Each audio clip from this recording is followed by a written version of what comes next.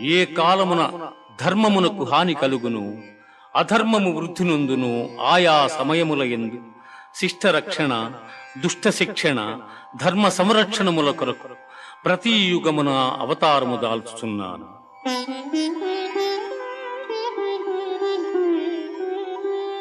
వీతరాగ భయ క్రోధాః మన్మయా మాముపాశ్రితాః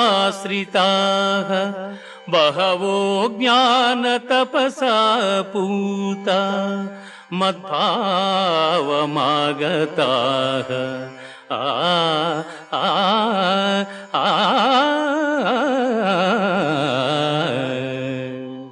అనురాగము, భయము, క్రోధము వదలి నాయందు మనస్సు లగ్నము చేసి ఆశ్రయించిన సత్పురుషులు జ్ఞానయోగము చేత పరిశుద్ధులై నా సాన్నిధ్యమును పొంది